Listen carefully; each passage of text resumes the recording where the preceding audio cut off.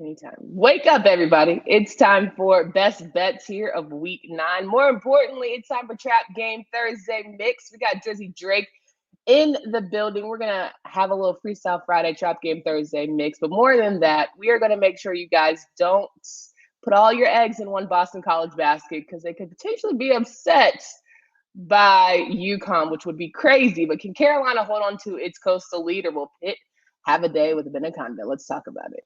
You are Locked On ACC, your daily podcast on the Atlantic Coast Conference. Part of the Locked On Podcast Network, your team every day.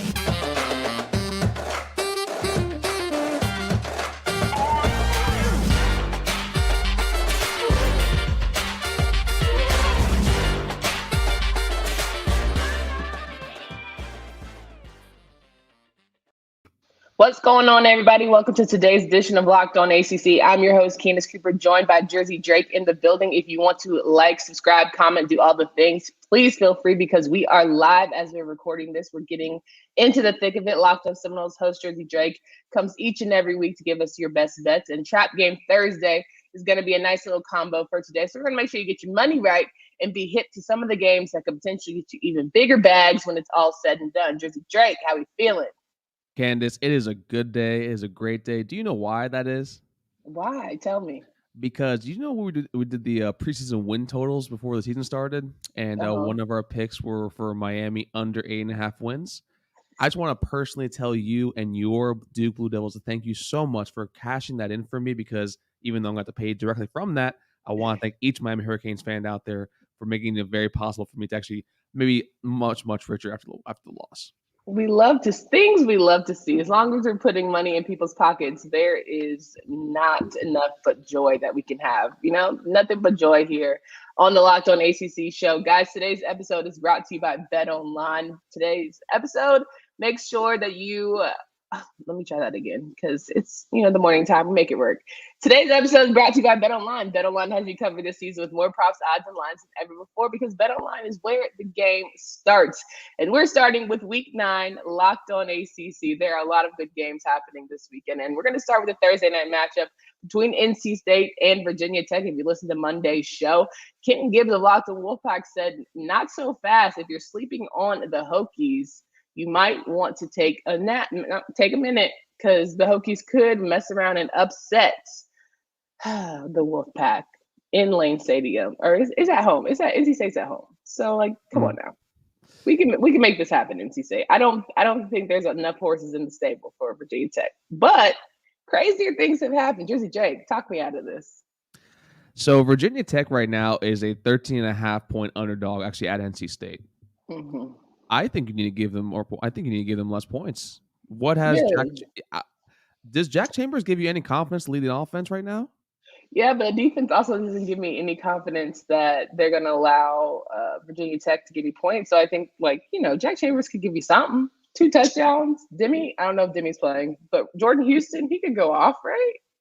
I mean, it can. I mean, also Virginia Tech ranks I think the bottom 3, averaging points as well as yards per game. But overall, to me, it's Grant Wells is not that great. This is basically, to me, this is one of those, how when you have a kid or basically you have cousins or aunts that have kids that basically you go to the bathroom, don't touch anything. This is a game to me I would not touch for the life of me, but I don't have any faith in, one, Jack Chambers kind of leading a succinct offense, and 2, sure, I've already heard enough from Kenton Gibbs over the past month and a half about how much he despises Mr. Tim Beck, the offensive coordinator. I mean, 9 points against Syracuse, that's not good either. So to me, if you're going to take something in this game, go with the underdog. Go 13.5 because it is a weekday game, Thursdays and Fridays. Those games are weird to me to begin with. Yeah. So I'm going to go against my conventional thinking with Bear team. I'm actually going to go with the underdog here. Virginia Tech to cover 13.5. And quite frankly, I would not be surprised if the House of Horrors, the spookiness of October, that NC State might lose this game overall. Oh, Lord, you do say you don't really bang with Thursday, Friday games. You always say something crazy is going to happen. And it's Halloween weekend, so the craziest parts can happen. There could be a lot of shakeups throughout this entire weekend. But I would say NC State can hold it down, because if they do lose to Virginia Tech, they're getting knocked out of the top 25. And they know that's not something that they want. This has been such an up and down, not how we play in season for NC State, that let's just get wins where we know we can still get them. And I hopefully feel like that's Virginia Tech, that'll be tonight at 7:30 on ESPN. If you feel like the Hokies might do the upset, please let us know. Leave it in the comments, all the good things. Now let's switch gears, talk about Saturday's matchups. We'll start with Syracuse and Notre Dame.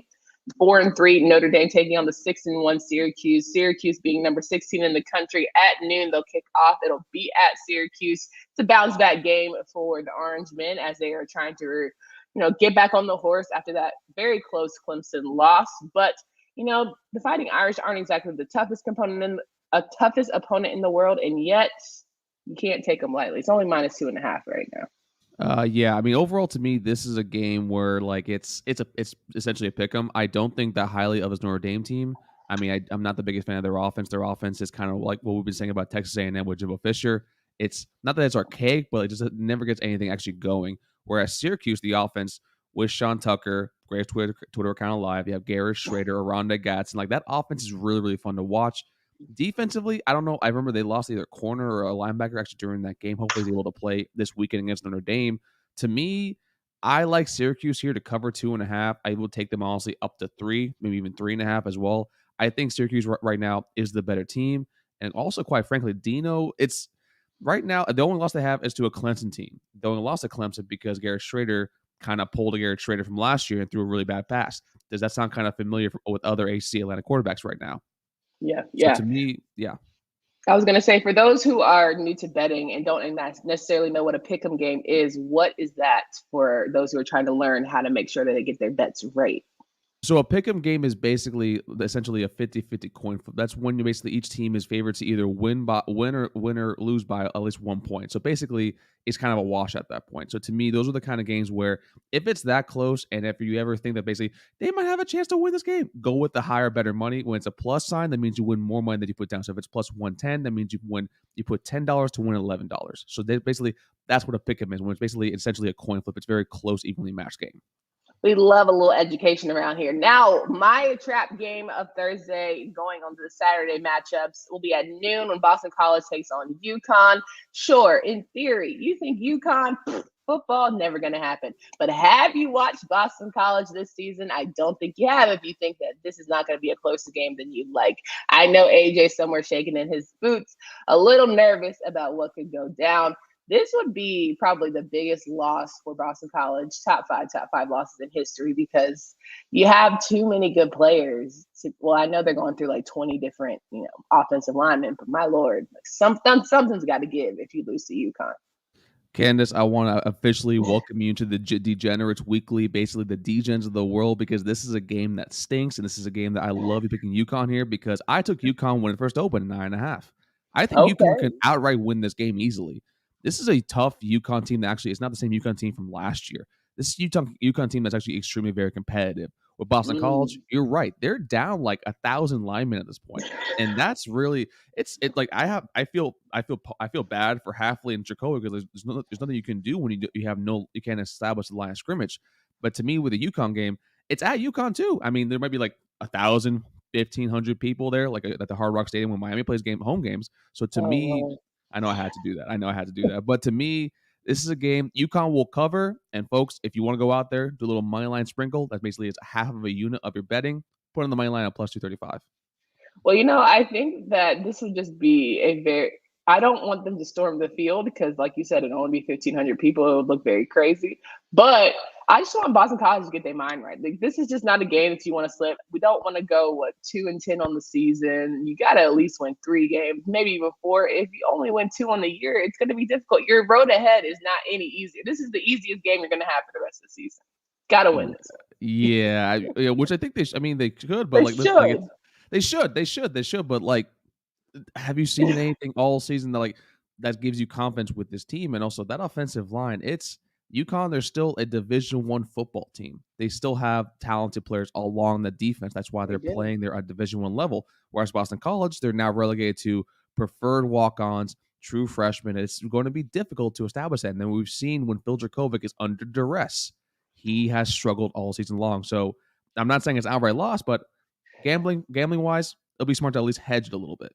There we go. And if nothing else, we always say next man up when it comes to this, football thing. So maybe they'll figure out how to just get those guys and get all the horses to just push along and give Phil some time. But, who knows? Crazier things have happened. All right, guys, listen. If you are heading out to any football games this weekend, you are homecoming like myself in North Carolina, you are giving yourself a opportunity to fellowship. Make sure you don't fellowship and you stink. Ain't nothing worse than being out there. You're ready to tailgate. You're ready to throw them back. And then you start to feel yourself getting a little hot. Next thing you know, you start to smell a little bit. Ain't nobody wants to be the stinky friend. So I strongly encourage you to hit up SweatBlock. SweatBlock gives you the confidence to wear what you want without the embarrassing underarm sweat.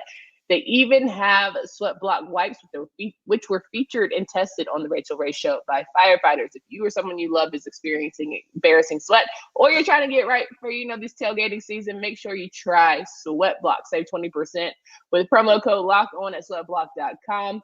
Also available at Amazon. I am sitting here. That's probably one of the only products that I can swear by here on this Locked On show. SweatBlock, it locks it down. So it makes you smell excellent, and it does not allow you to sweat for the rest of the day. So if you're looking for a new sweat or deodorant, make sure you go to sweatblock.com or Amazon. We're rocking and rolling with Drizzy Drake of Locked On Seminoles podcast, talking about trap games that will happen this Thursday night tonight, in fact, and also for week 9 here in ACC football. We are going over the games, and we're moving on to his favorite, Georgia Tech and Florida State. That will kick off at noon on ACC Network. Florida State opens up at minus 24 points, which I don't know if y'all watched Georgia Tech this season, but there are flashes. And so 24 points definitely is a little bit high for me. Yeah, now it's at 25, and it is kind of a lot. Is it? Okay. Yeah, I think, it's at 25 now. I wouldn't be surprised if closing on Saturday morning, it probably will be up to 27, maybe 27 and a half. Now, is Jeff Sims playing? So I asked Bryce Kuhn that. Actually, we have Bryce Kuhn on our show. He's going to be dropping. The episode's going to be dropping at noon today. And he did say he's practicing, but he's kind of basically, it's the point where if Jeff Sims plays, he's not going to be very mobile. And half of his game is basically being able to scramble, go outside the pocket. So we'll see more of either Zach Gibson, or maybe even I think Zach Pyron is the other kid's name. To me, if Jeff Sims plays his game, I think Georgia Tech would cover this because 25 points is a lot. And it's not that I think that FSU will struggle. It's more that I can see a backdoor cover coming from a mile away. But if it's Zach Gibson or Zach Pyron, I would take FSU to beat them by 30 plus points. So I think Georgia Tech's defense will do a little bit better than that, though. No. I'm gonna disagree a little bit there, primarily because I think our wide receivers, and Bryce kind of told me about this, Georgia Tech hasn't matched up really well with like any elite wide receivers or even very good wide receivers. And he pointed out Johnny Wilson, 6'7", Johnny Quest over there, Micah Pittman, a very, very, very solid, tough slot wide receiver. To me, that's going to be the way to do it. We're going to win a lot more of a one-on-one matchups, be physical, be out-talented. They're like 30 plus points to me if it's definitely on the table. But if Jeff Sims plays, I can definitely see that basically being a GT will cover. So folks, wait on this till the morning. If Jeff Sims is starting, take GT to cover all the way up to 21. Okay, and then from a health standpoint, what is Florida State looking like? Are we getting our guys back, or we're still battling? Well, we're most likely going to get your boy back, Fabian Lovett. The homie, definitely the heart and soul of that defense, as I said, all year. Akeem Dent is kind of looking a little bit better, or so is Amarion Cooper. Trayshawn Ward, he actually was knocked out of the NC State game. He had, I think it was shoulder or upper body surgery. I think he actually will be on a pitch count for this. Jared Verse should be almost full go. So is Amari Gaynor. And also along the offensive line, we'll be seeing a lot more people coming on there too. So we're finally getting healthy. We had the bye week, even though Fabian Lovett might play 10, 12 snaps, because next week is my favorite week of the year. It's Miami Hate Week. Well, that's a great segue into our 12:30 matchup. We love to see it. Miami and Virginia facing off on ESPN3, one you got to search and find, which I think is crazy. My shout out little skid to Jim Phillips. The fact that Miami is on ESPN3 is wild. Like when we're talking about rights and deals and all the things, and Miami, who has an incredible fan base, it's just tough that you have to go on the internet and try and find where your team is playing. I digress. Miami and Virginia, 12:30 on ESPN3. Miami opens up at -2, -3. What are you seeing? And I just think that Virginia could mess around and get their second ACC win of the season. I think so too, because for one, also we were blacked out down here. I live in the South Florida area. I wasn't unable to watch that game. So Jim Phillips, you need to get your stuff together. I almost swore, but I know this is a kid's show. I got to watch my. Kansas already yelled at me. Yeah, Also, we're live too, so I caught myself. But with Miami, You know when's the last time Miami covered a football game? Was it 2007? No, I'm just kidding. I'm joking. Bethune-Cookman. And they have not covered the spread against any FBS opponent since the week 3. So right now they're 0-5 against the spread. Yeah. We bet against Miami all year except for once. And they fooled me once. That's shame on you. I'm not allowing them to fool me again. Take Virginia +2 here because until they actually start being able to be consistent, we don't know if TVD is playing yet because I remember Mario Cristobal saying that he might start. You know what? I think it'll be Jake Garcia. That offensive line is looking that great. Wide receivers, Kobe Young looks great, but Jake Garcia looked all bit of a second year player, like a redshirt freshman last week against Duke. So to me, with Virginia, after beating a Georgia Tech team, they're going to be pumped up, they're going to be fired up. Let's go 2 in a row for Tony Elliott. To me, take Virginia at home with +2, and then also take +105 because Miami has made us a lot of money this year betting against them. So let's continue that trend. And listen, it's at Virginia. It's all the things. All the momentum to me is starting out with the Wahoos. That's what I wanted to say. And I feel like at the end of the day, Virginia's always had good players. It just wasn't clicking. For whatever reason, it wasn't all coming together. But you can't take out Wicks or Thompson in terms of having Brennan Armstrong have some wide receiver help, like we were just mentioning with Florida State and their big men. You also think about Virginia's defense with Nick Jackson and company, how they've improved. It hasn't been the greatest on paper, but they have definitely improved from what they were last season. It hasn't all been Virginia's defense as the reason why they had bad games. So if there was ever a time for you to beat Miami, this is the time. That's what I'm trying to say. I agree with that. And there's one more thing too. I will put it out there for Miami fans. We saw TVD last year when he came in for De'Ara King. He struggled in his first game. And the next game after that, he lost a very, very close game to the same Virginia team. But then after that, he kept it rolling. I've been of the opinion that Jake Garcia is the real QB that Josh Gaz and Mario Cristobal really want to start.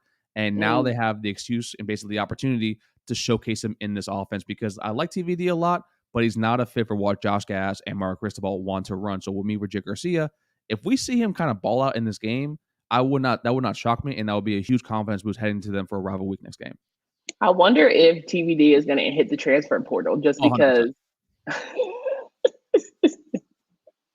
Tyler Van Dyke is hitting the transfer portal. Exclusive here. You heard it here first. No, I'm just kidding. We don't know for sure. Please don't. I already see the Miami people in the mentions. Get out.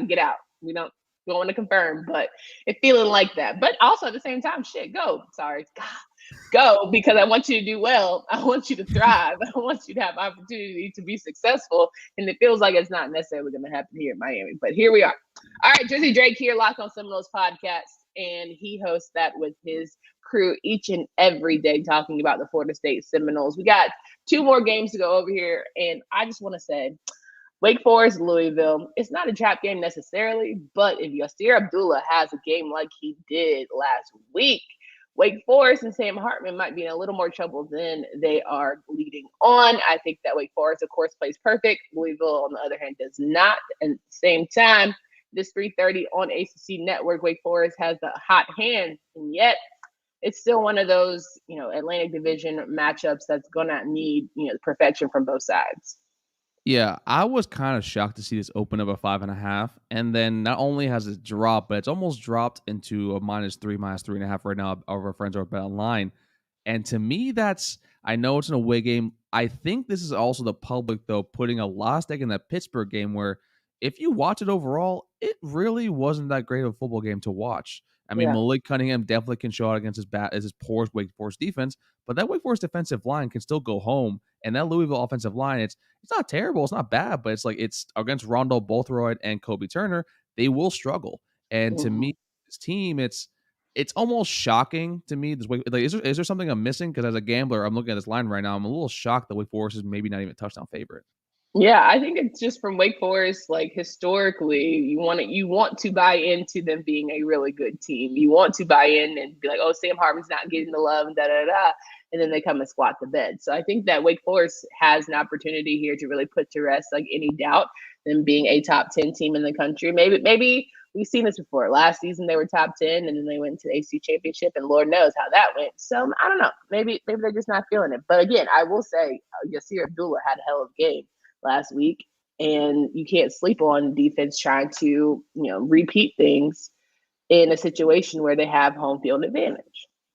Okay, folks. So I asked Candace that because I am torn right now what to pick. So when you do that and you see a bet you don't like, you don't touch it. We bet responsibly on here. I'm not touching this game. I lean Wake Forest to win, but now after Candace telling me that, and you see Abdullah running all up on them, Wake Forest is one of the worst run defenses around the country. So I'm gonna steer clear, but I think Wake Forest will win this game.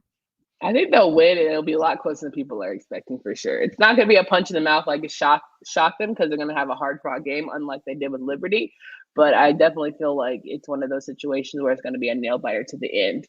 And speaking of the end, we are at the end of week 9 with matchups here, and I just want to sit here and say, if this game is a trap game and it ends up going in the favor of the opponent and not the home team, I'm going to be pissed because I'm going to be at homecoming enjoying myself.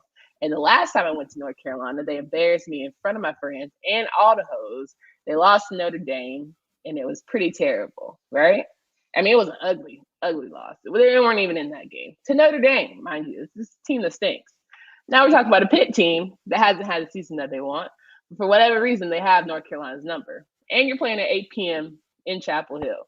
It's pointing all the signs of a Halloween weekend to be very scary for my heart rate. And I just don't have time. So there's ever a time for Drake May to get it done, my dog, you better outplay Keaton Slovis like I know you can. Please, please.